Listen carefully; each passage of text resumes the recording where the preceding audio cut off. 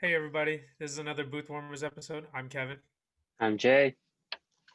and tonight it's been more than 24 hours since the Harden trade.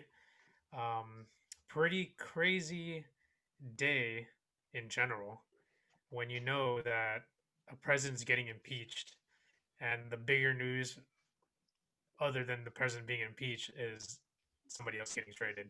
So it was Second wild time, that by the that way. was all the second time getting impeached. So it was wild that that happened all in like a 15-minute span. Yeah. So not only is there, I was about to say a bad joke, terribly bad joke. I was gonna say, well, I was like, I was gonna say a fat joke because Donald Trump and Harden, but I'm not gonna hold. I'm gonna hold off on that. But I Yeah. couldn't deliver Keep it keep keep because keep that aside. I keep it PG. For the moment.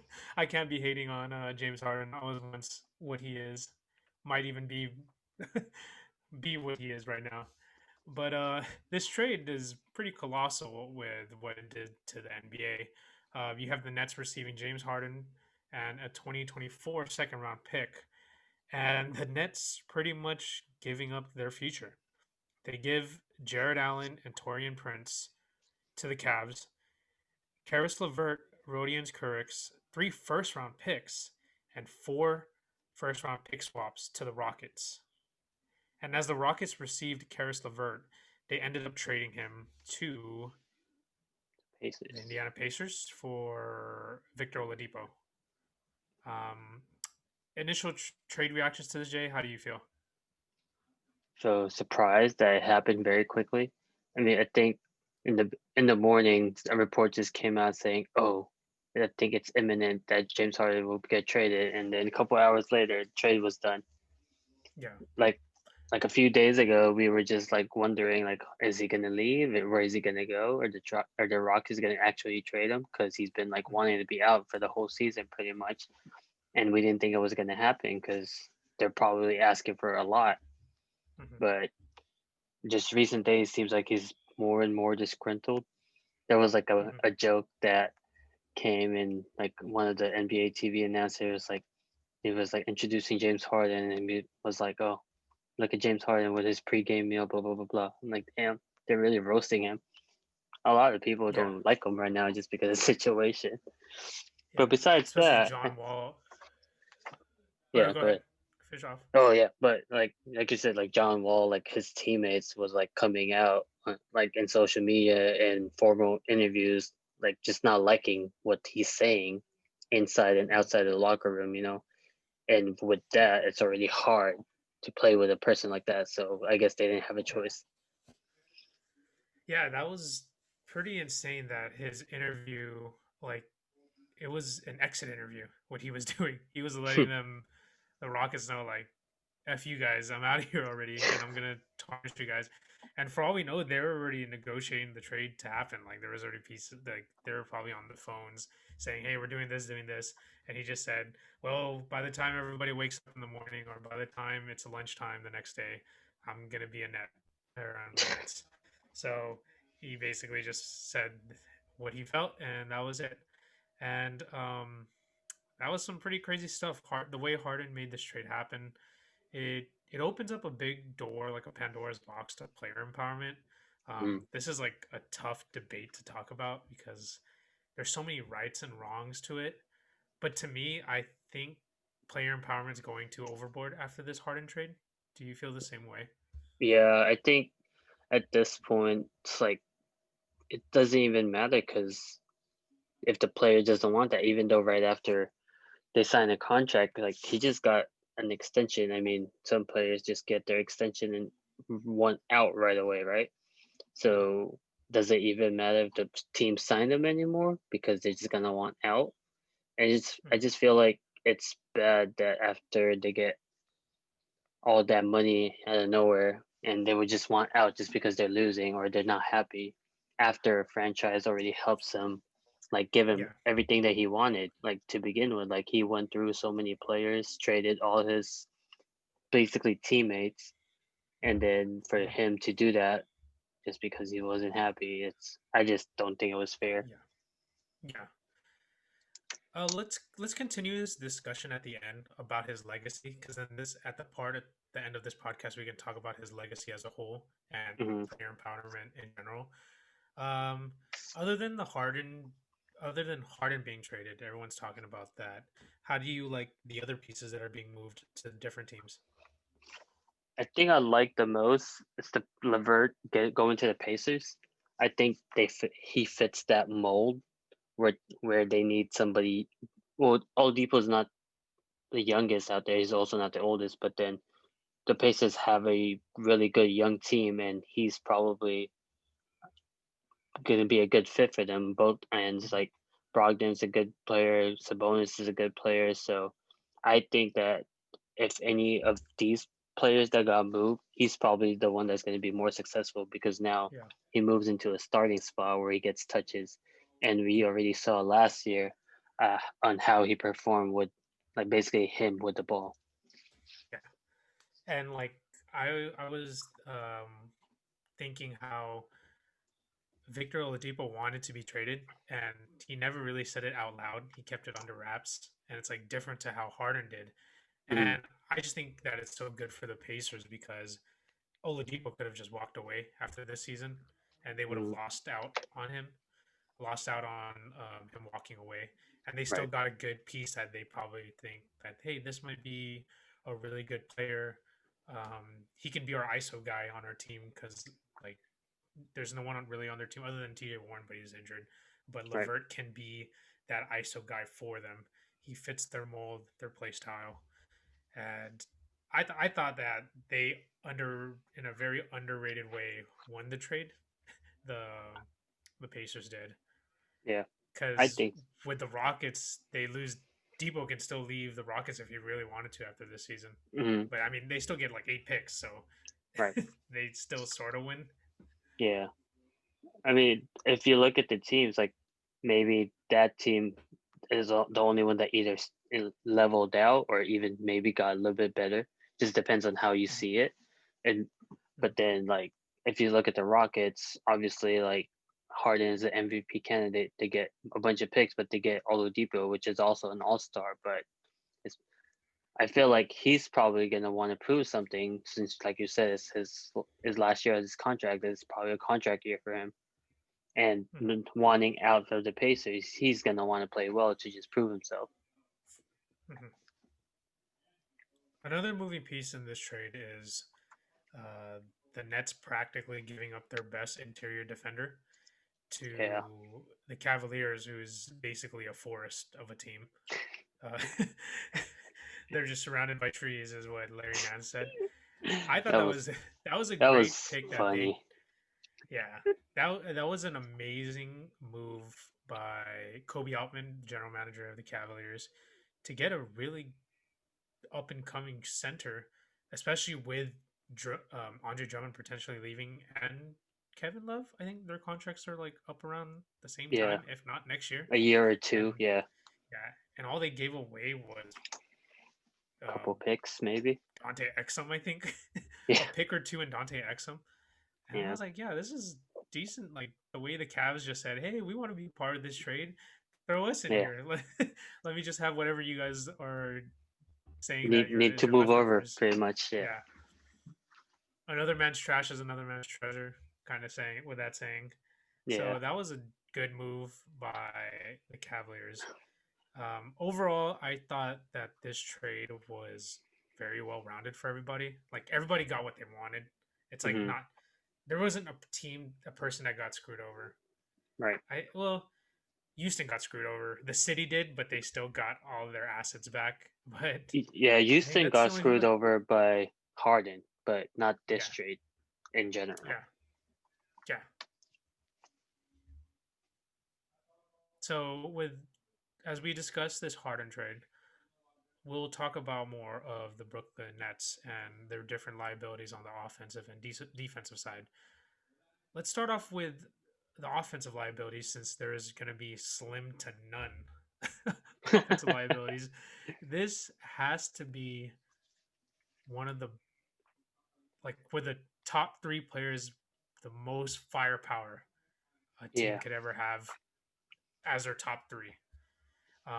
They have Kyrie, they have Harden, they have KD, two two MVP, former MVPs, two champions, and all three happen to be ISO gods. Right.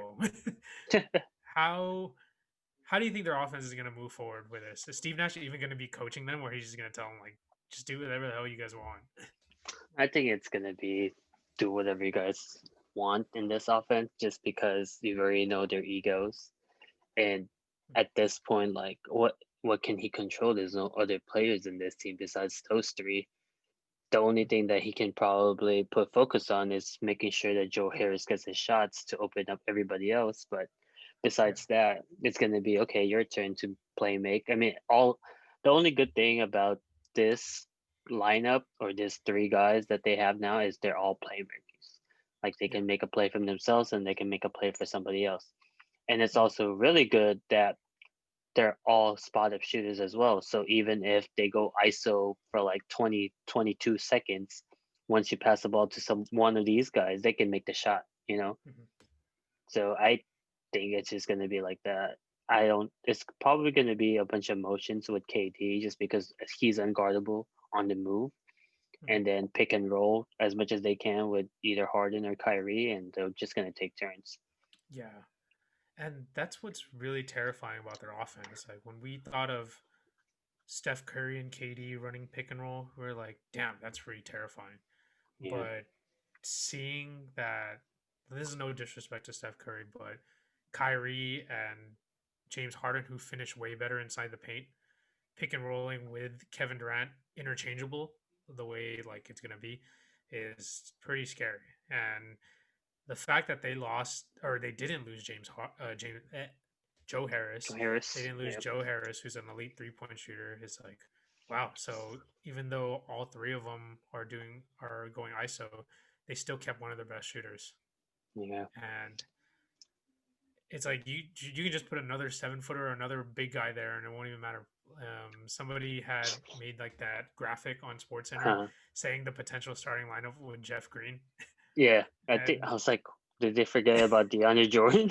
yeah, Like it's just Jeff like the Green. funniest thing. But well, DeAndre Jordan's pretty washed, but yeah, Jeff Green, Yeah. he the way he played against with the Rockets last year, he did pretty well. So that lineup that SportsCenter had portrayed in that graphic, that might be how their lineup is, and that could fit very well with them Yeah. offensively. It's Um, especially that not a lot of the teams have a guy anymore. I mean, there's a couple centers out there that could post up, but it's not like they're gonna like beat you under there. Like if yeah, you think about it, probably Jokic, Cat, who else is there? Maybe Bam, but then even Bam would come from outside in. They're not gonna like just post up. yeah, Maybe Embiid. So Embiid, yeah, yeah, if you just have a 7 footer that can at least like put up a shot block or just defend, and you have help defenders, you'll be mm-hmm, fine. You don't need like a lockdown 7 foot defender under there. mm-hmm. I'm trying to think. Let's see. I'm just wondering what could be their weakness offensively. Like it won't even matter who's like playing center. It won't even matter if Joe Harris is there. Is it just strictly who's going to hit the last shot? Because what we know in the playoffs is that it's a lot of half court ISO game, Yeah, and they have three guys who can do it. So it's like I don't really know what's their liability on offense. Their bench, I but think it they're won't even liable. matter if they. It won't matter because like they're just gonna not. They're not gonna bench all three superstars at the same time. You know. Yeah, even if they stagger each one of them, that's enough to cover the whole 4 quarters. Hmm. Like they just have too much now, and just like they just imagine if Dinwiddie's still there, then they pretty much have 4 ISO guys if he Yeah. was there. But like if you think about it, the only offensive liability they have at the end is if someone gets mad that somebody's taking all the last minute shots and their Yeah. egos get hurt. But I guess talking about like the last shot ISO guys, out of those three, who do you want the ball to go to? Who is your Kevin first option? Kevin Durant, Yeah, I'd because say the same. you're having to put a center on him or someone that's at least 7 footer to guard him. Yeah, Anybody under 7 foot can't guard him technically. So it's just gonna be either all luck or that 7 footer is just gonna have to guard him really well. And how many teams have like a decent 7 footer that could have the same foot speed as Maybe just Durant? Bam, but Yeah, that's it. just Bam and Davis, but like yeah, Yeah, 'cause if KD is gonna play either power forward or center, just if he gets the rebound on the other end, there's no way he's gonna pass that ball anymore. yeah, I that's think true. that's a He's scenario I'm taking it. thinking. Like he's taking Yeah, that thing from the other side he's all the taking way the to the last other one. shot. Yeah, he's taking the last shot regardless.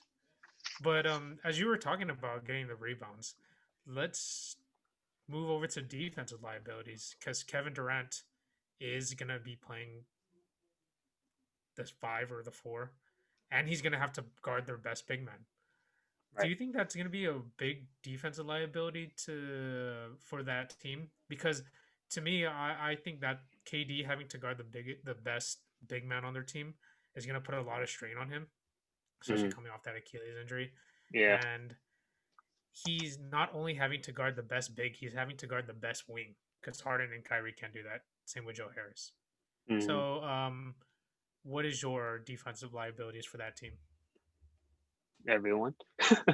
It's like if you look at their lineup, offensive liability they have nothing, but in the defensive end, it's the complete opposite. Kyrie, like you said, Kyrie, Harris, and Harden is not going to shut anybody down on the defensive end, so everybody's going to be driving onto them.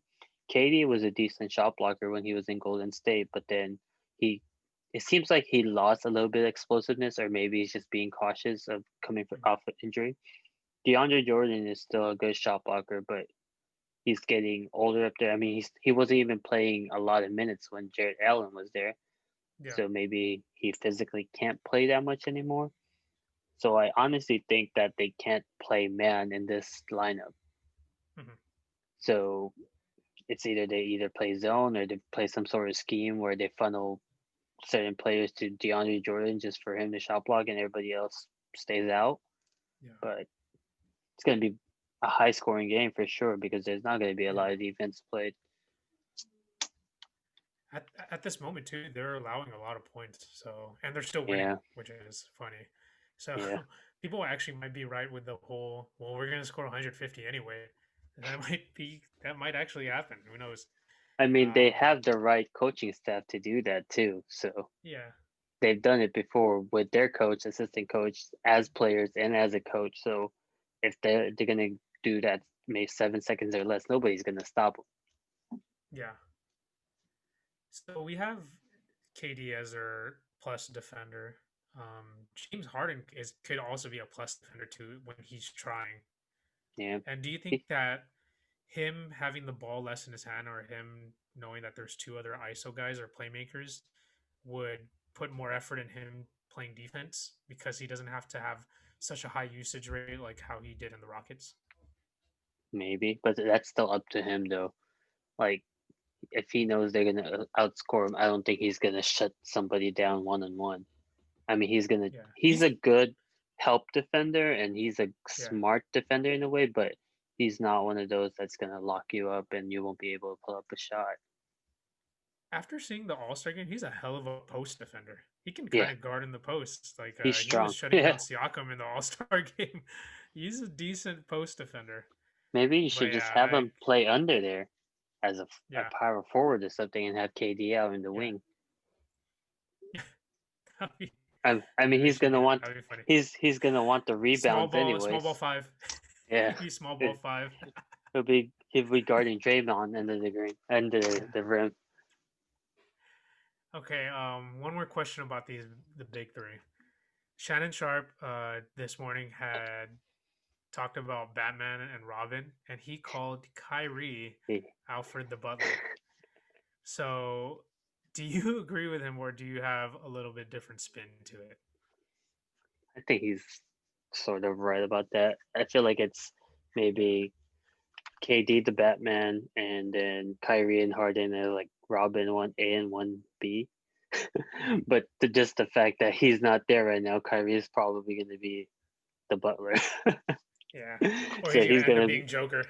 yeah, he's gonna get mad and ask to get traded. Yeah.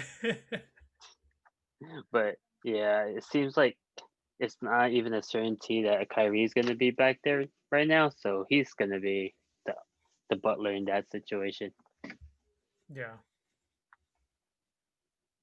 Kyrie's gonna. He's an interesting fellow.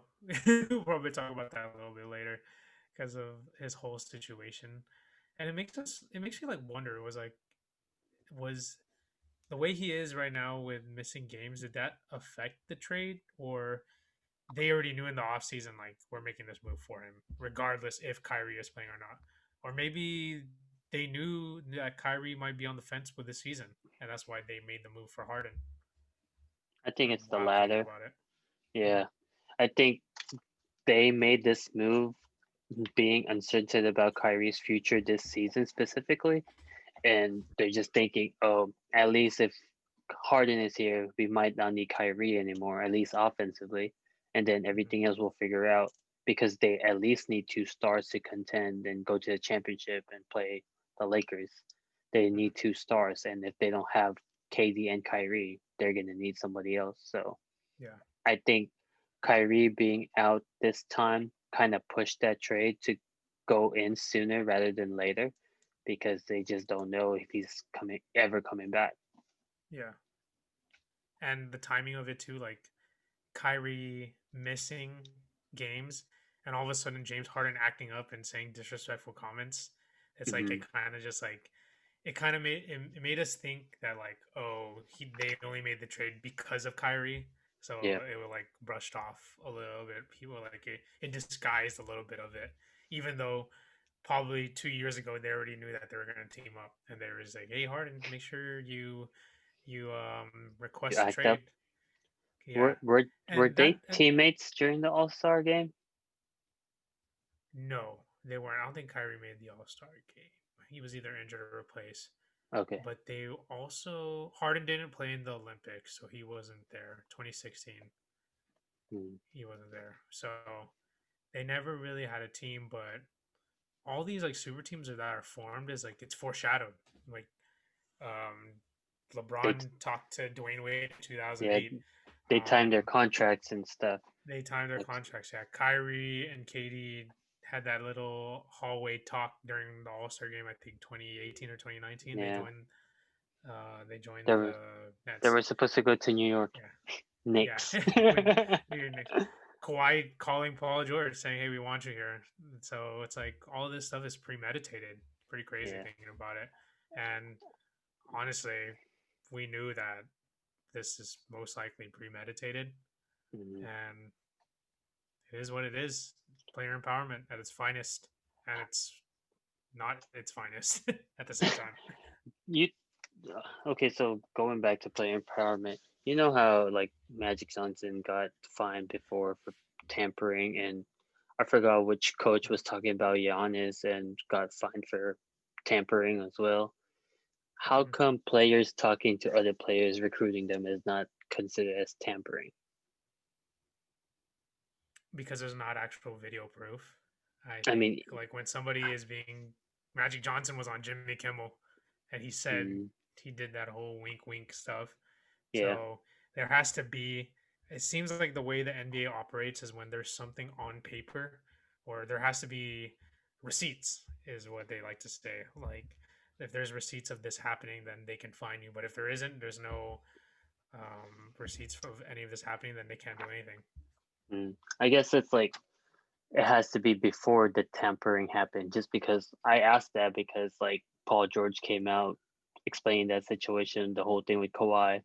I mean, the phone call with Jerry West, it's after the fact, and they didn't get fined. So it's like if Yeah. you get caught before the player actually comes, then it's tampering. But then if you explain what happened Yeah. after the player comes, then it doesn't matter anymore. Yeah, that is kind of weird, but we don't know what's gonna happen with Jerry West yet. What if they're still investigating it, Yeah, that's true right? too. So we can't really say until it happens.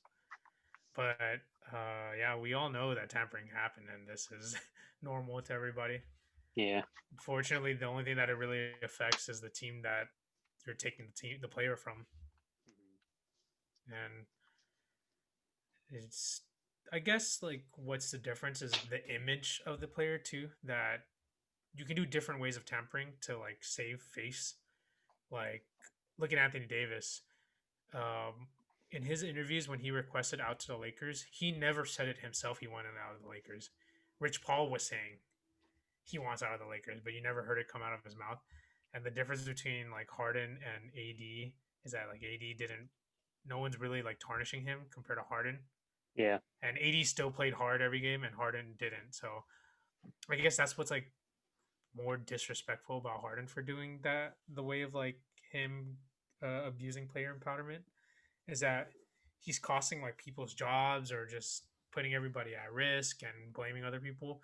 Um, I think like Anthony Davis never talked bad about anybody on their team, and no one said anything bad about him leaving. Not even Drew, not even Julius Randle, or yeah.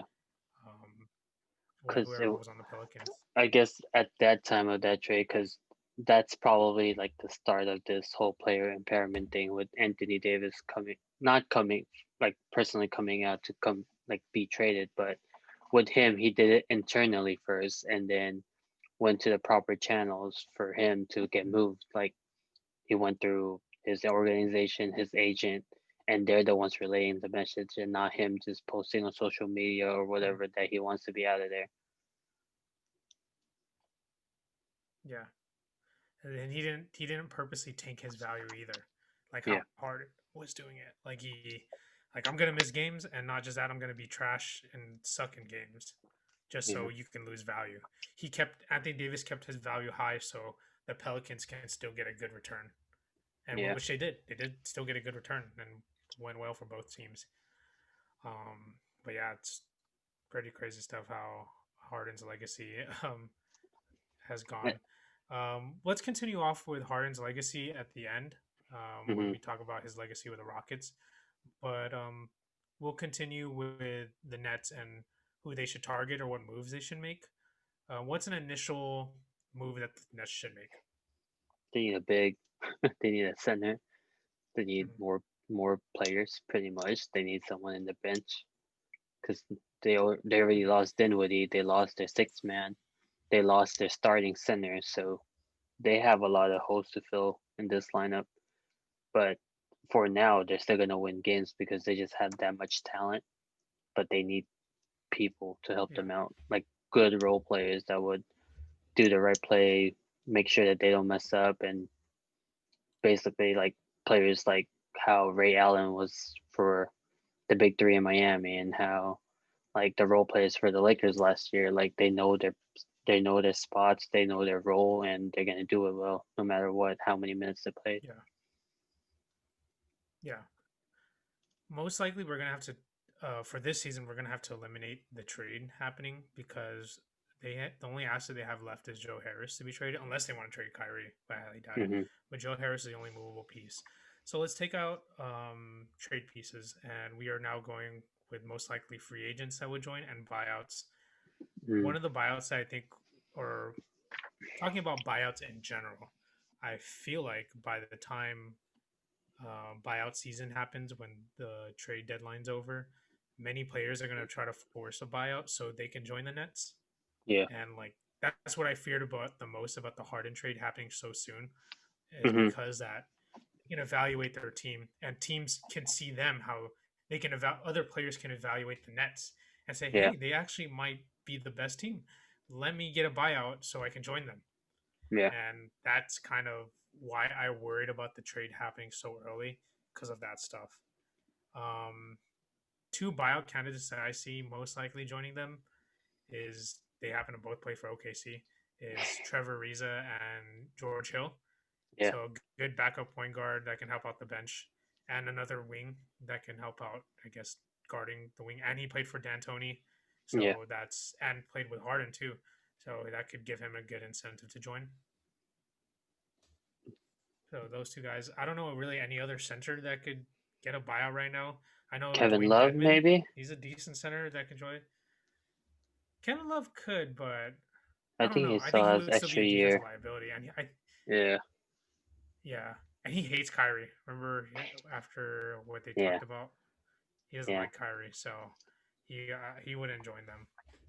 Maybe one of the bigs I from Atlanta. there's- You have too many true, over there. true. But Yeah. anybody that's a Is free there agent right any now, free agents?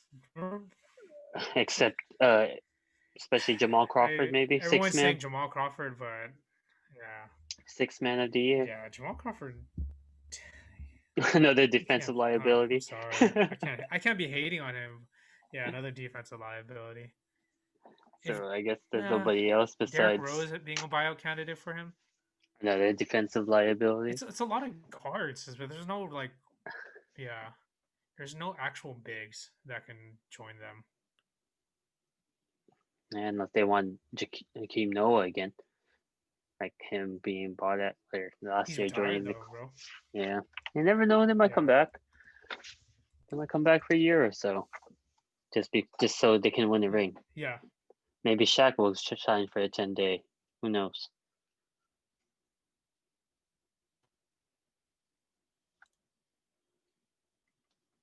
Let me see.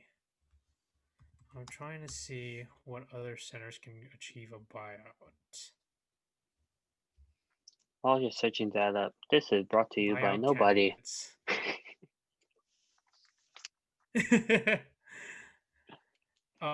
This sucks. This is from February 25, 2020. It was like saying Tristan Thompson from the Cavaliers.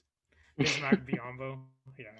There's not enough information to get like Buyouts. buyouts right now. I Let's guess you gotta look at their yeah. contracts and everyone's roster. Yeah. I'm trying to also see future Maybe free agents in 2021 in centers position maybe they because can get whoever's Steven going to be a free Adams. agent most likely. Oh no, I don't think they're He going to just move. signed, right? Yeah. Let's see. Andre Drummond's an official free agent, but they're not going to cut him. They're not going to waive him. Robin Lopez would be a good buyout, but He's he's actually most likely playing. staying because of Yeah. because Thomas Bryant towards ACL. JaVale McGee, maybe JaVale might get a buyout because Yeah, they they just got got another Jared center. Allen. Yeah. Yeah, JaVale might get another ring. yeah. That's all. Wow, that's really who are buyouts right now. I mean, it's a 7-footer, right? Yeah, nobody else. Thon Maker. Damn, what No. happened to him? Yeah, there's That's what nobody else. that's what he gets for trying to kick our Filipino players. Yeah. Yeah, so the Nets probably aren't going to make that many moves. Well, for their biggest need, which is a big. Mm-hmm. So rather than wasting more time on who they should target, let's see who can contend with them. So let's start off with the East. Who is one team? Pick a team that you want to, or who you think can contend with them. The team that actually could contend with them height-wise and maybe give them problems is probably the Sixers, Mm-hmm. just because they have a low post guy. And then, I mean, maybe the Heat can keep up with them because they actually have a decent defender and like they're good defensively. But besides that, I don't know who else can take advantage of their lineup. Their Because guards. The problem with the Heat don't really have good defensive guards besides Bradley. yeah, but they have a good scheme at least. They're a good Yeah, their defensive scheme team. six. Yeah, yeah. I'm surprised you didn't say the Bucks. That's true, but they have too much offense. But they do match up well. Yeah, I like their matchup with the Bucks. That would give them a tough time. They're gonna have Middleton guarding Harden, Holiday Mm-hmm. guarding Kyrie, and Giannis guarding KD. Yeah, That's must-watch even TV. though that the yeah, even though the Bucks have been kind of disappointing this season, even though they're still a good team, Mm-hmm. they have enough defensive players to guard because they still have Torrey Craig too, who's a good defender that could guard him. Yeah, Denver's missing him I a like lot. DiVincenzo too. Yeah, DiVincenzo's a good defender. They both can DiVincenzo's protect the like rim. uh Alex Caruso, George Hill type of guard. And like do the dirty Yeah. work and do the right play all the time. Yeah. Yeah. One of the teams in the East that I think can actually give them a hard time is coincidentally because they traded one of their players to them is the Pacers. Yeah. The Oh, Pacers they would got give them a hard time because yeah, the thing with the Pacers is that the Nets would have to attack them outside in, so they're gonna have to make a lot of jump shots and a lot of ISO plays, and that yeah. might actually give them a hard time. And the Nets are going to get attacked defensively inside out, which is their Hmm. biggest weakness Yeah. because they have two bigs that can score really well. And Sabonis Obviously, can pass. Sabonis. Yeah, and Brogdon is attacking the rim. Like it's kind of weird. He's not really that athletic, but he can attack the rim. And then you have Karis LeVert who can play ISO, Yeah. which is now something that's going to add more firepower to them. And they have to. I'm pretty sure they're top 5 in steals and blocks in each category. Yeah. Miles Turner is averaging like 4 blocks a game. Yeah, and he's getting some steals. I saw one like he was stripping like with the Warriors and Steph and Draymond tonight. So that's a team that can actually give them a hard time. Like people aren't talking about, and people aren't talking about the team itself. How good they look. The Pacers do. Yeah. Yeah. So I think having Sabonis back was a big plus for them compared to what they had in the bubble. They were yeah, contending with Miles Turner and Brogdon and some little bit of Oladipo, but Sabonis being there as their number 2 playmaker and mm, playing one inside out is huge thing for them because nobody knows how to defend the post anymore. yeah. And you're gonna asking KD to guard both of the bigs too. It's like Yeah, I don't know. I don't or know at about least that. one So of them. yeah. Like he can get punished inside. Maybe he can Mhm. keep up with like Miles Turner, but he's long. I mean, they're both probably 7 foot plus, but Yeah, he's I like how the role players are really scrappy too. Like the Holiday brothers, McConnell. There's a lot of guys. yeah, Summers. One of the guys' name is like Summers. I can't remember his yeah. first name. He's pretty good too. Drew Holiday Uh, should have just went there. yeah, have the three brothers there. Yeah, How do you think they're gonna go against the Celtics? Because it seems like that was one of the teams that we weren't considering to yeah. beat the Brooklyn Nets. How do you feel they're gonna do? I think they can match up well for them too because they have taller wings, and Mhm, Jason Tatum is almost as tall as KD, and they have Jalen Brown. But mhm. the Nets will probably be successful against the Celtics just because they also don't have a big right now, you know. Yeah, So if you're like just matching up each player player by player, I think I'll give the advantage to the Nets just because of yeah, 101 stuff. yeah. Kemba becomes unplayable if they play against each other because he can't guard anybody, and you're Mm. asking him to guard Kyrie or Harden. Yeah, he might get And injured guarding yeah, Kyrie. yeah, and it would be nice to have Jalen Brown guarding one Kyrie or Tatum, one of the two, or guarding one of the three superstars on the Nets. Yeah, You would need that to happen. they don't have Moving anybody on, else that could guard, right? Smart, Marcus Smart. right? Smart is the only guy. That's why Yeah, he has to guard either Kyrie or Kyrie. Harden, and then Yeah, Jalen Brown or Tatum has to guard the other. yeah, Peyton Pritchard. He's real scrappy, real gym right. rat. Okay, enough talking about the East. Let's go to the West. Everybody's talking about Lakers in 5, but that might not be. Or I know it's a meme and all and a joke, but that might be unrealistic. Um, is there any contenders other than the West? Because everyone's thinking that this is going to be Lakers versus Clip or Lakers versus Nets. Nets finals. Who in the West could go against the Nets and actually beat them? I personally, there's only two teams for me, but I just want to hear what you're going to say first. Besides the Lakers, Yeah, I can't think of anybody else unless Denver could figure it out because they're also tall. yeah. Denver You wouldn't played go with the really Clippers? Really? I got to hear your justification for that. Why can't the Clippers compete against the Nets? because PG would just choke. I think he would Okay, just. this I, is I this think is the that's it. anti this is an anti PG Clippers podcast, but let's move that to the side. Let's. Do you really Okay, think that he's gonna choke, or like I really realistically, what? think that when the lights come on and he's gonna face these superstars, I think he's not gonna play well because he's gonna be forced to guard them one on one.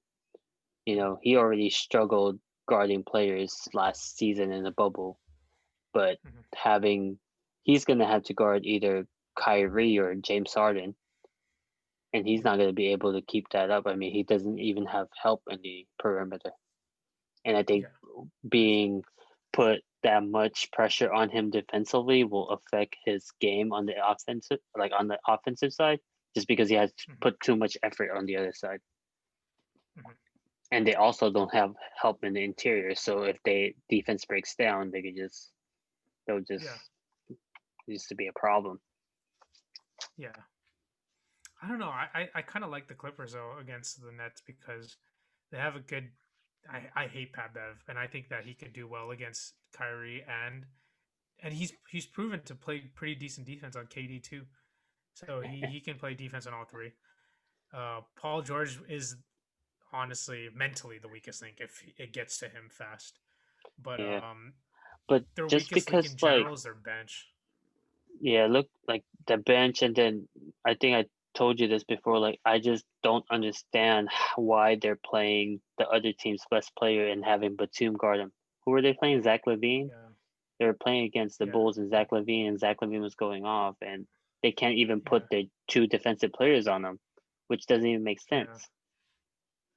And that was the same thing with Nikhil Alexander Walker last night. I think it was either Batum or Beverly guarding Nikhil, and Nikhil goes for 38. Yeah, career high, right? Yeah, or 37, one of the two. And yeah, they Yeah. still struggled against them. So it's either the coach is not putting them there to not put any stress on them, or they're just backing out of the pressure of having to guard the other team's best player and being blamed. You know, Yeah, I think yeah, that's the whole thing. Honestly, for them, it's like being blamed on on the game being a loss because of either PG or Kawhi. I yeah, think Kawhi don't care, but I think it's more honestly PG. And yeah, I know you said that put PG anti PG aside, but it just seems like it just keeps coming back to him. yeah, exactly. Okay, so let's talk about the elephant in the room, the Lakers playing against them. What is the key with the Lakers to beating them? Well, it seems like every media outlet is saying the Lakers have the edge over them. But who will be the two, or who is the key people in this if they were to go against each other on the Lakers' perspective? Who's the key guys? I think on the Lakers, AD has to beat them in the block. Like if AD and LeBron post up more than they shoot outside jump shots, then they'll win. But if they rely Mhm. on their jump shots, like even LeBron's been doing well with his fadeaway, and AD is becoming a better shooter, but there's no way that anybody in that Nets team can guard them on the block. So Yeah, if they don't do that and slow down the game, they might have problems contending against those three guys that we don't have those perimeter guards anymore. Like we hmm, lost Avery Bradley. We have a couple, but then they're not elite defenders one on one, and hmm. they're gonna have to rely on defensive schemes to shut all those three guys down. So we really had to Yeah, like punish them in the block. yeah, but that's kind of I we don't have elite defenders, but I feel like the guys that we have can at least keep up with them. Like no disrespect to Avery Bradley, great defender, but he's not putting up 18 points that like Schroeder's gonna do. And Schroeder's probably only like 3/4 of the defender Avery Bradley is. But Avery Bradley is only 1/4 of the offensive player Schroeder is. So we're not missing entirely Avery Bradley as much as this series. Mhm. I just like that there's four bodies that they can throw at their two guards Yeah, because they can throw Caruso, Wesley Matthews, KCP, and am I missing somebody? Alex Caruso. How am I forgetting yeah. the goat? They have THT, him, dude. and then THT too, and THT was pickpocketing Harden in that match. So they Yeah, have five guys that can be on on Harden those and two. Kyrie. Yeah, Yeah, and then KD. There's two guys, and the two guys are our best defenders, which is LeBron and AD. And I think LeBron is on contesting the shots, people are shooting I think 30%. So he's like Yeah, rated as a top defender right now. yeah, dude. And He yeah, I think when he tries on defense, he's still one of the elite guys on there. Like he doesn't. yeah, He's smart enough to know when he needs to step up. Like he always knows. Like he's really playing the passing lanes well, but he doesn't even have to worry about that against the Nets because nobody's passing the ball. But he's good at that. do you know who's probably the most important piece offensively to defeat the Nets? Well, he's not the most important, but he's a sleeper pick of a player. KCP. Marc Gasol. Uh, uh, Because if he plays Post high, up. if he plays not post up, but if he's playing high in the post with everybody slashing, whether it's LeBron, KCP, Schroeder, or AD, you're putting pressure on Kyrie, Harden, and Durant to communicate really well on cutting motions because that center is such a threat off the high post. You take away the rim blocking in DeAndre Jordan because DeAndre Jordan is going to have to guard Marc Gasol at the high point of the key. And if he can just dictate the offense with everybody cutting perfectly, you're having two guys that don't play defense unless they put the effort in, having to put a lot of effort in to guard cuts. And seeing the way that the Lakers play, they have more of a, instead of LeBron having a high usage rate, they all Hmm. have equally balanced usage rate, as in everybody's touching the ball before the shot is going up. And if the shot's going up, it's a good quality shot And every that's time. why you're putting Gasol almost in that like Jokic role as like a play point center pretty much. And Yeah. that's why I also think that the Nets has to play zone in this lineup because there's no way they can guard anyone man to man. Yeah. And that's like you're asking either Kevin Durant, your best rim blocker, to use his length on Marc Gasol, Yeah. or and then that takes him away from AD and LeBron, or you're going to put DeAndre Jordan, who can't guard outside the rim or Hmm. outside the paint, to have to keep in front of Mark, and Mark's going to basically say, KCP, Schroeder, you guys are just slashing nonstop, regardless, and it's the perfect passer to destroy that defense. Kind of like how you were Yeah. saying with like Bam. Bam can attack that defense really well, and Jokic, they can attack that defense well, being great playmakers as bigs. Yeah, but if the Nets just play a normal 2-3 defense, they're just gonna plant DeAndre Jordan under the rim, moving side to side, Mhm. and they're just gonna have two guards on top. So unless Gasol becomes a threat in that mid post, high post area, they're just Yeah, gonna back off of him and guard everybody slashing, you know? yeah. So I We'll see feel if like, Marc Gasol can hit 3 pointers though. yeah, and that's a if big he, if right now. if he just hits 2 or 3 3 pointers a game, it alters the whole defensive plan. Because Okay. who are you setting off? Are you getting off? Like, I'd rather trust Marc Gasol hitting that three than JaVale and Dwight Howard to hit a three You, for you, us. you, you know what's better? Yeah, You should put AD in that high post and then have Harrell as the center or power forward running. slashing or Yeah, whatever. Yeah. And have but AD as that threat. what's Because scary is that they're gonna headhunt Harrell on the opposite side. he's a good rim runner at least, right? And then we're going Yeah, to surround with three shooters. So there's yeah, going to be a lot of but space. it's gonna be pretty crazy. It's a crazy matchup, but I still think it's gonna go seven. I think so too. At least six or Yeah, seven. I don't think it's at going to least be six. that out of a cakewalk. It's going to be a high Yeah, scoring and game regardless. yeah, and I wouldn't be shocked if the Nets actually beat the Lakers. Like I Yeah. wouldn't be. This Because is like just if you think about it in a 7 game series, just give all three of those guys a 50-point game, then they'll win all 3 games, and then the Lakers has to win the other four. Like mhm. they're all each capable of like going nuclear and just taking over the whole game by themselves, and they'll win just because of them. And there's three of Yeah, them that could do that. yeah. It's pretty crazy stuff. It would be the one of the biggest hype. Well, I don't know about the Cavaliers and Warriors one, but if the Lakers meet up against the Nets in the finals, that would Mm. be one of the most legendary finals matchups. Do you think we're like personally just us two are more hyped about Lakers versus Nets versus the Cavs and the Warriors matchup because we're Laker fans, or do you think it's that much better than that? I Because think it's better because like you have old man LeBron going he's against three 36, by the superstars. way. Yeah, he's 36. He's 36, by the way. You have old man LeBron with his best team assembled, kind of, going against three superstars. And no disrespect to Clay and Draymond and that team, but like seeing KD, Harden, Kyrie, that's seems more terrifying. I don't know if you feel the same way. That just seems more terrifying to me. I think so. I mean, Yeah, nobody could stop Curry and Clay yeah, Thompson, but if they're more inclined to have a bad shooting night than yeah, Kyrie and KD or Kyrie yeah. and Harden because they can attack the rim. Yeah, and I feel like maybe there's more hype against this Laker and Nets matchup because we know the Nets have a weakness rather than that Warriors team didn't have a weakness. We knew Yeah, once that trade happened, it's GG's in the chat. Like it's game over. Pay your yeah. respects, everybody. Like it's done. This is not There's no way. yeah. And as we move on to the next topic, there was only one team that could kept up with them and gave them a hard time, and it was ironically the Harden Houston Rockets.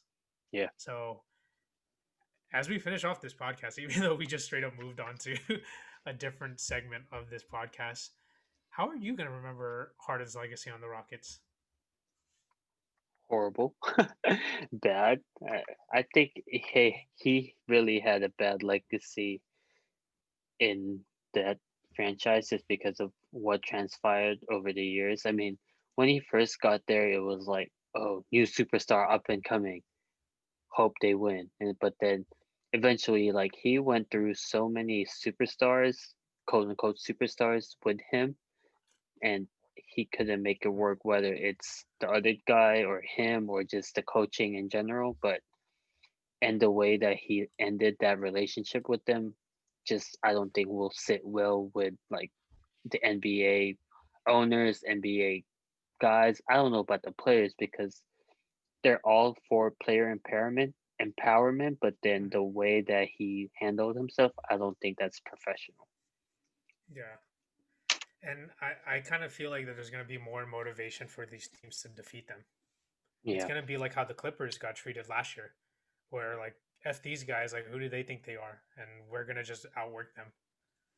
So yeah, the way he carried himself might like I'm a firm believer in karma, and I feel like the way he carried himself to make this trade happen, it's gonna bite him back.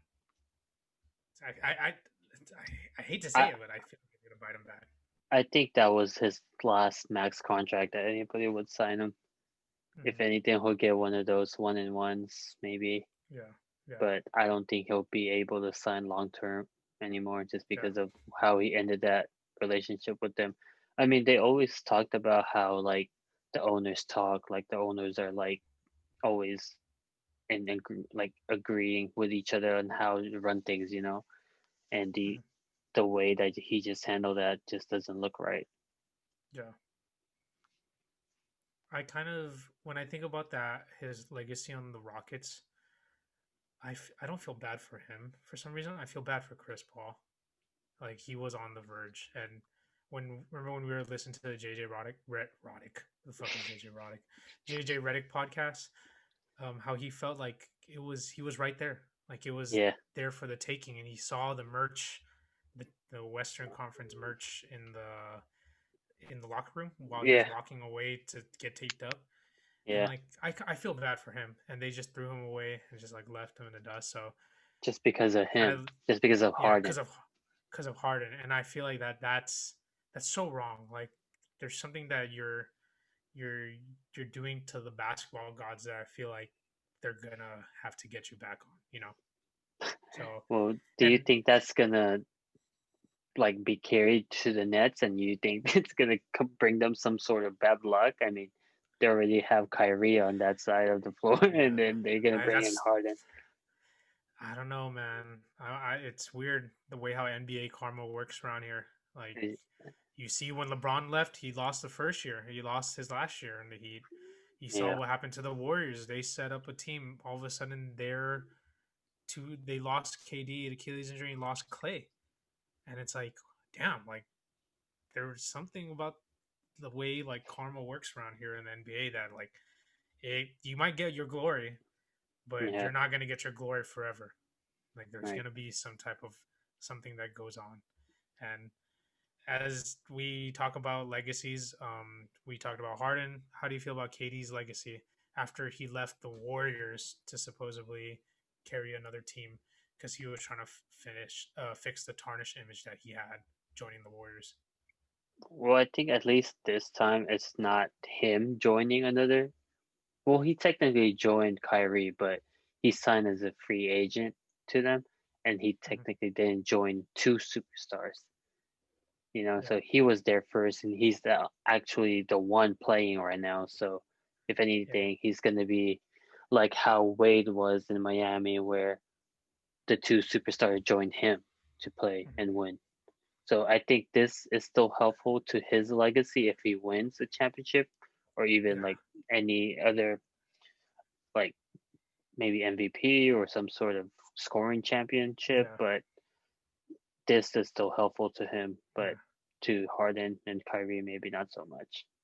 Yeah. And what was I gonna say? I totally forgot what I was gonna say. Oh, how it felt like KD joined the Warriors to he joined the Warriors because he knew he needed to beat LeBron, and it's like Hmm. he formed this team to try to beat LeBron again, a 36-year-old LeBron. So I kind of I'm like whatever about his legacy. Like I'm on the fence about it.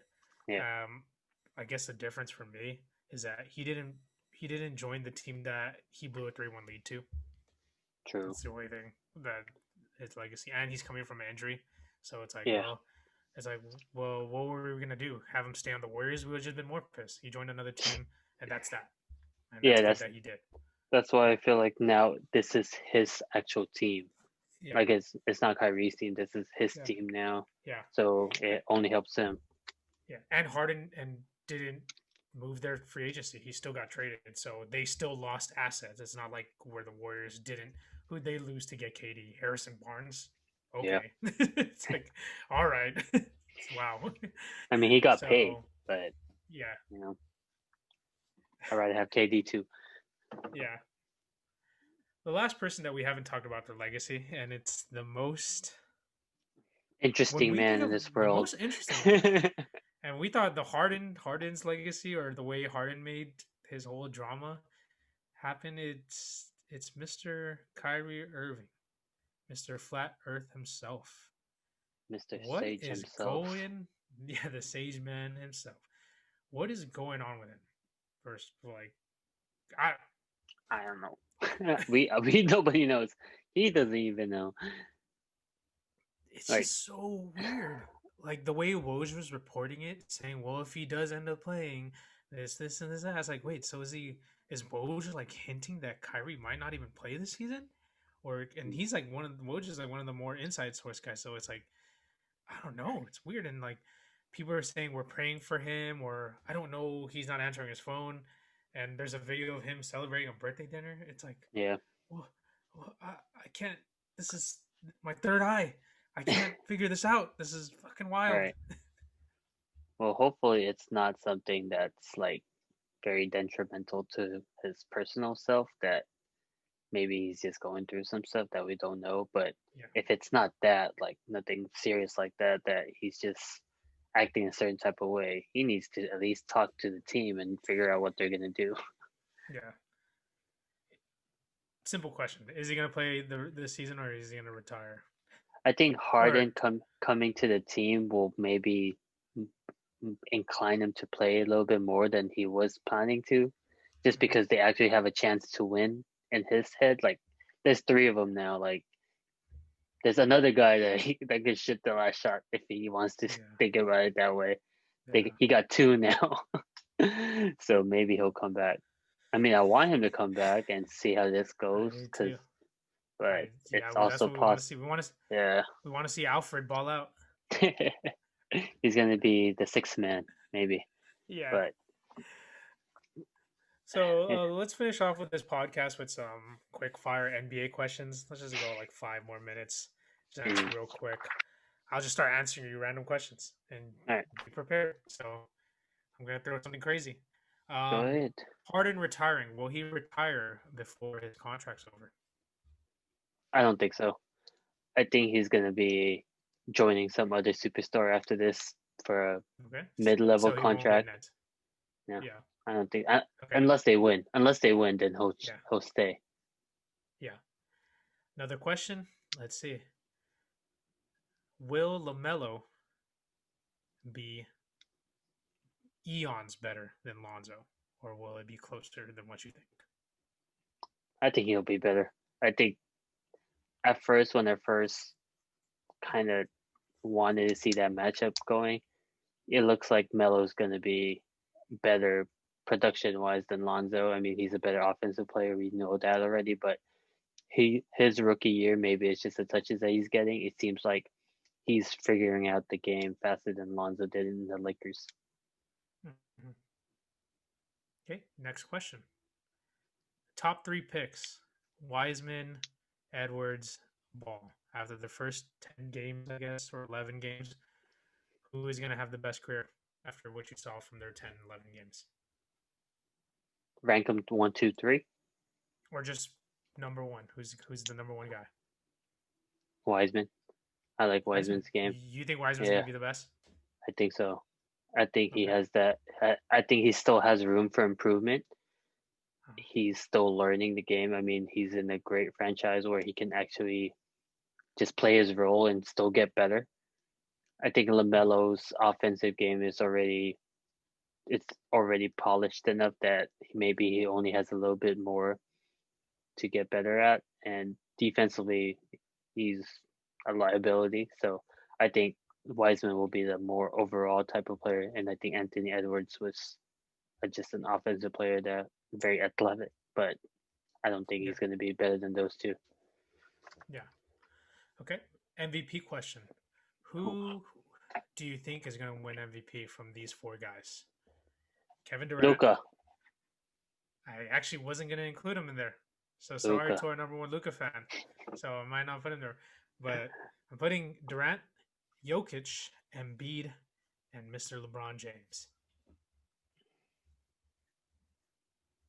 Okay, so if I'm looking at the games that they played from start and right now, as of today, I think I have to put LeBron as MVP, and then Mm-hmm. maybe KD second, and Yeah. those are my top two right now. Okay. Do you agree, or do you have something else? I'm the question asker.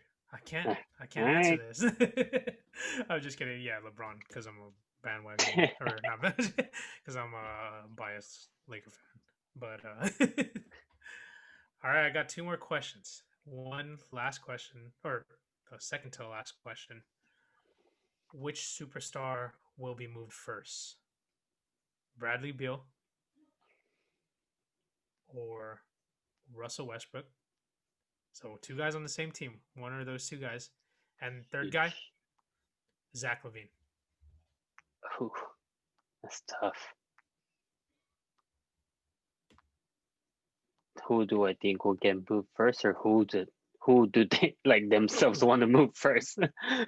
As simple as it is, who is getting traded first or who's getting moved first? I think some the franchise will trade Westbrook before the other two. Yeah. Like knowing their franchise, I think Westbrook will be the one to go, but I'm pretty sure the other two want to go themselves. And I think Westbrook would get moved. Westbrook would get moved for chump change, almost sadly. And I think Yeah, that's how it's gonna have to be, which is everyone's sad. trying to bring up the Westbrook to Brooklyn for Kyrie. That's It's not because happening. the reunion type of thing. All right. Last question is very spicy. This one's gonna be really spicy. Brought to you by Sriracha hot bottle, one of the best hot. Just kidding. Uh, I just thought of Sriracha. That's the only thing I could think of. And chili oil from your local Korean market. um, last question. So everybody, when this trade had happened with Harden being moved to the Nets, everybody was talking about, well, how come Chris Paul couldn't join the Lakers? How Mhm. come they couldn't do this? So let's talk about those two teams. Who would win in the 7 game series between Kyrie, Harden, and KD? And Mhm. we're assuming Chris Paul, Kobe, and Dwight Howard are together. Oh. That's a good question, huh? Oh, shit. I'm a Kobe fan. Always will be. Always have been. But those three on the other side, I don't. The only thing that is a problem for me is that Dwight Howard will not be able to guard KD. Mhm. That's my And only he's getting problem. picked on pick and roll all day. Exactly. So that's my no. I'm still going with Kobe. Kobe will win. Really? Yep. I think Kobe will win that. Will that team to win, and I think Chris he's Paul gonna too. attack. I They're think Chris gonna Paul attack too. them. Like their combination, their 1-2 is just gonna be so superior. Two guys that just not only great offensively and defensively. It's like it's like Goku and Vegeta together, Hmm. and just like that's just how I feel like Chris Yeah. Paul and wow. Okay. Yep. Additional question, just because we're talking about superstar or super teams. How would you think that the LeBron Heat would fare well or fare against this Nets team? So Oh, LeBron Dwayne Wade, Heat. Chris Bosh. LeBron with the Heat is still a higher big three team than this Nets team right now, just because Yeah. they do it offensively and defensively. That team was scary on defense because they were scrappy and the steal was like they were in top of the league with steals. They read the passing lanes very well. They're decent defenders and they were younger. So if you put those two matchups together, they'll find a way to guard those players. Yeah. Yeah. That's a pretty good question, though. The whole debate with Yeah. the big three, the battle of the big threes of who could have or what could have been, kind of thing. Is there any last things you want to say in this episode, Jay? In what big three would you rank the Nets big three? Would that Heat team, the Celtics Heat team, and KD's early big three with OKC? And am I missing somebody else? I'm And going. and Warriors big three. There's four. Well, Okay, it's four. hard because it's big four, so I can't put the Warriors there. Wait. But Draymond's an all-star? oh, there it is. I'm not Draymond. And the podcast is over for tonight, ladies and gentlemen. We will not have any of this negativity. No, just kidding. Shout out to my boy Ralph. Anyway, can I not compare that Warriors team? I know that Warriors team is just Okay. godly unfair. All right. But No Warriors then. All right, so it's hard that because let's say if I'm going season by season, it's obviously like this season, like their best season. It's gonna be this Nets team, but upside wise, it's I feel like it's gonna be the Young Thunder team. upside wise, Harden, Durant, Westbrook. Yeah. So long term, them obviously because they're young, and like if you do it like in a 3 year span, it's gonna be them. But 1 year, 1 season, one championship, it's this current Nets team. not even the Heat, the won No, two championships. I don't know. I like this Nets team. I'm But not gonna lie. I like my them. my my only downside to this net team is that will they actually even win? Yeah, that's Because true if because the they're not proven. yeah, because like if the Lakers beat them this year, Yeah, I think the Warriors will have something to say before they can win. yeah, it's true. It's pretty So, crazy questions. This all these good questions exceeded our time limit for today that we were envisioning of 45 minutes, and we went overtime again. yeah, So, as but usual. as usual. But this was actually probably one of my favorite topics we had talked about. It was really fluid. We had a lot of good subtopics and Yeah, a valid lot points of between us. back and forth. Yeah, Actually, I think we dug in more in detail about basketball in general, not just talking Yeah, about it. So it was pretty rather good. than reactionary. Yeah. Yeah. So, would you say this is the end of this episode? Do you have any other sponsorships? Do you want to share anything good or bad? Are you upset that Disney's not having annual passes anymore? Are you crying Okay, over let's go that? back to those questions then. Let give give two memories that you have for Disney. One best and one worst. This is gonna be a very biased answer. My favorite Disney memory was when I went with Jay and Alyssa after winter semester. Okay, actually, I have two really good memories. One of my favorite Disney memories is when it was a really rainy winter day, and my two buddies, Pedro and Chris, said, "Let's go to Disneyland." I was like, "I don't got a pass." I was like, "Fuck it, go get one." And I was like, "All right, fuck it, I'm getting one." And we went to Disneyland when it was raining a lot, and it was so fun. It was so empty. We went on the water ride, the log ride, like three different times, and it was so fun. Like it was just amazing because how empty Disney was, and it was raining, and I love the rain. Second memory is when Galaxy First open. Guardians of the Galaxy opened, Hmm. and me and Charles had got there really early in the day, and Hmm. we met up with CB and Randy, and we were there all day. We went on. It was just a great time. Unfortunately, that night ended bad because we went to Trader Sam's. No, Trader. Trader Sam's No, Trader by Sam's. the hotel. Yeah, and for some reason, I just didn't want to eat that day, so I was on an empty stomach, and Mm, I think CB like bet me to chug a drink, and I chugged a drink, and I like legit had an darn. out of body experience. Like I wanted to go home. I was telling you, like I want to go home. Like I just got really badly drunk because I didn't eat anything. So those are my two favorite memories of Disney. Do you have any, Jay? Well, you have a lot to pick from.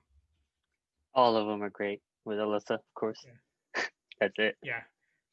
Worst memory. Oh, the one day that Kevin went with us to Disneyland. No, I don't think I ever had the worst memory there just because I I oh no, no, no. no, I don't think so. I Do think you there have was one?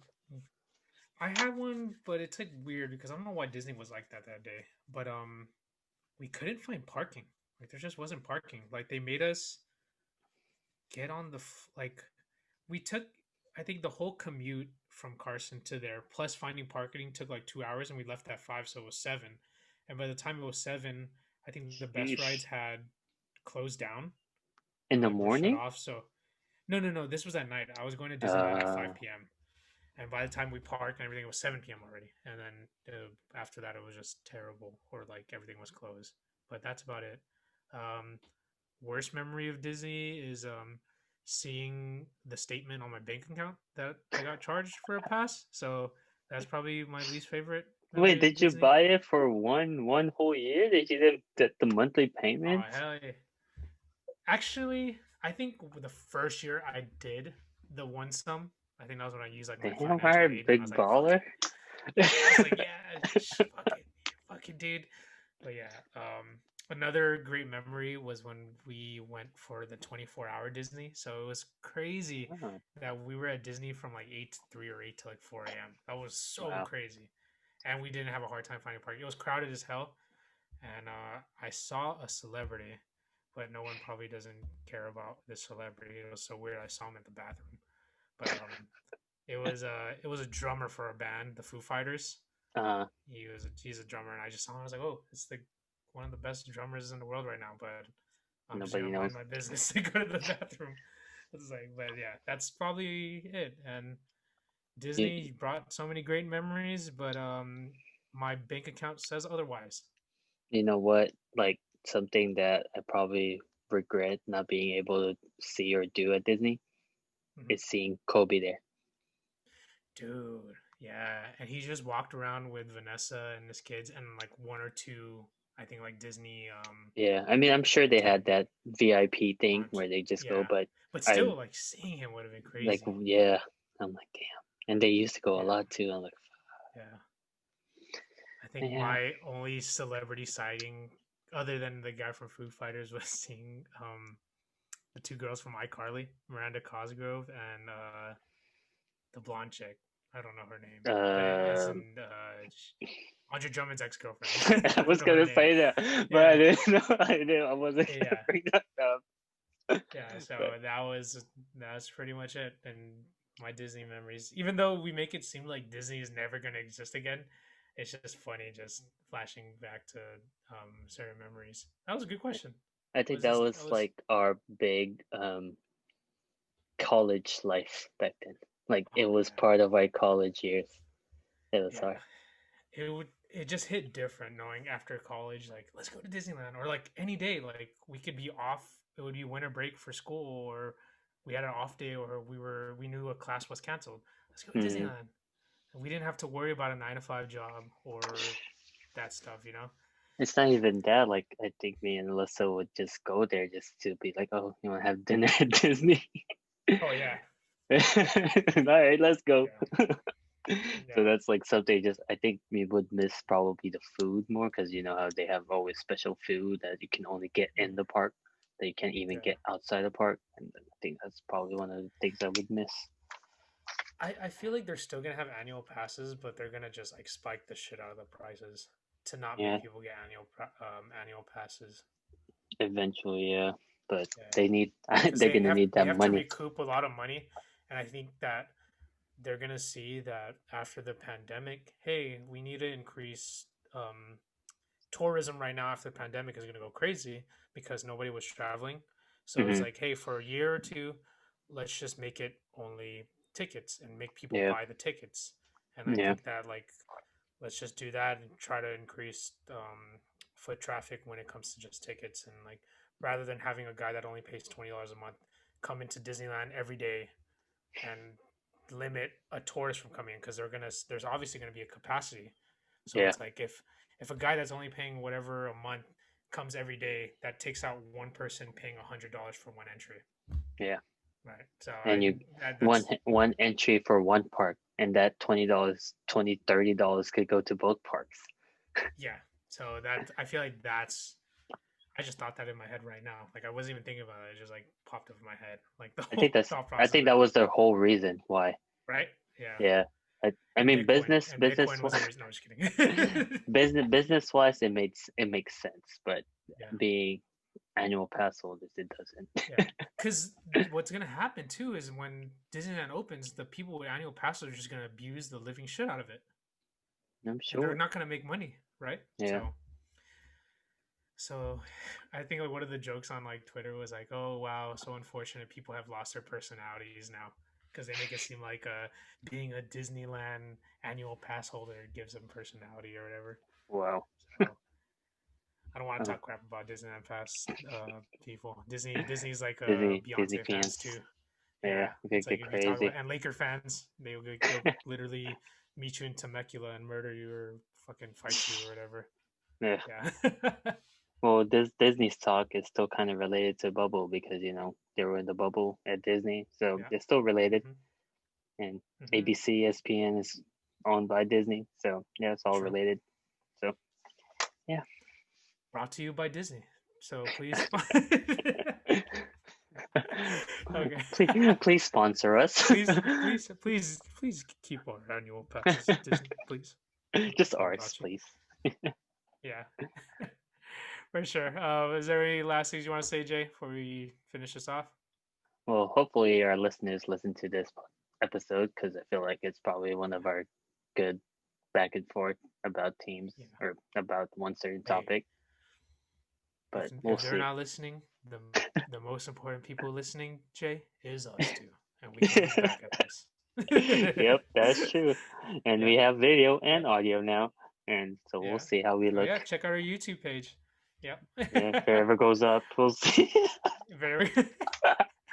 Check out our YouTube page as we post this in like a month when we Yeah. finally get YouTube up. All right. Thanks for listening, guys. I'm Thanks for Kevin. listening. I'm Jay. It's been fun. Good night. It's been very fun. Good night. This is Booth Warmers Podcast. Thank you, guys. Bye bye.